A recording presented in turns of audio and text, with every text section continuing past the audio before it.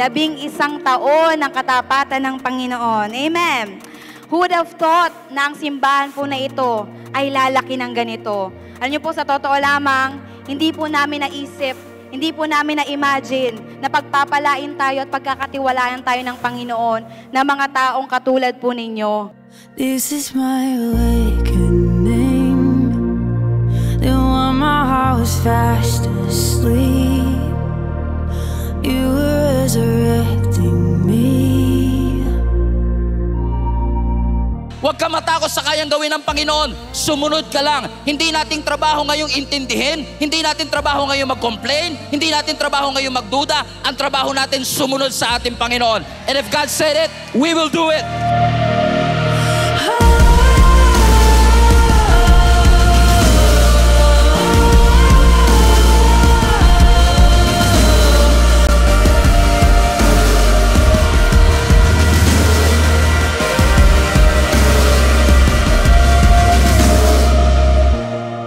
Lagi ko lang po sinasabi sa akin sarili, alam nyo, every time na nagsisink in sa akin how big our church is right now, it humbles me.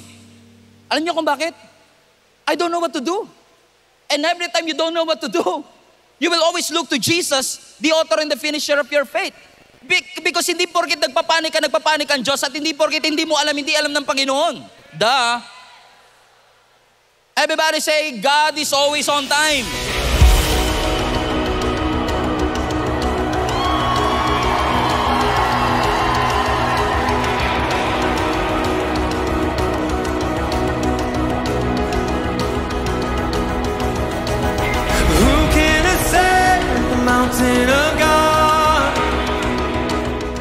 And I'm honored, happy, and glad to be serving the Lord through this wonderful and dynamic church. Kayo rin po ba masayang-masaya na parte ng pamilyang ito?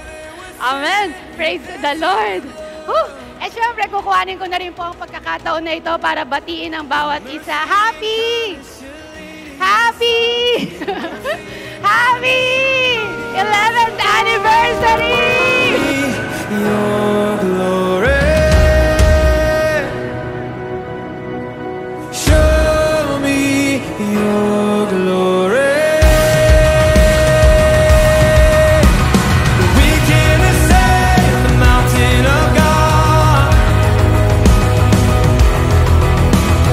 We have been cleansed and washed in the blood. Oh, thank you, Jesus. Oh, hallelujah, the work of the cross. Our desire for all of our churches is to be empowered church. That empowered church must have an identity, the love of God and the power of God, and at the same time, it has an impact. Mayroon siyang impact sa mga tao. At kitang-kita ko today how the Lord God made you as one of the greatest or good example of what a faithful God He is to all of us. Show me your glory. Show me your glory.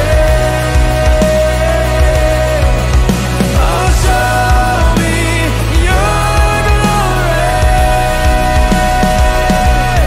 Open the gates, lift up your hands. Here comes the King.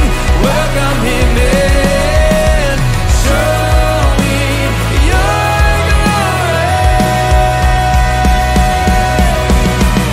Higher, higher, from glory to glory, we will ascend. Holy, holy, we're singing in wonder. Holy again, we're singing in wonder. Holy again.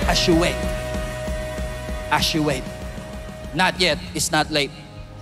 As you wait, be expectant. As you wait, be joyful. As you wait, be hopeful. Because as you wait upon the Lord, there must be an expectation that something good is about to happen to you.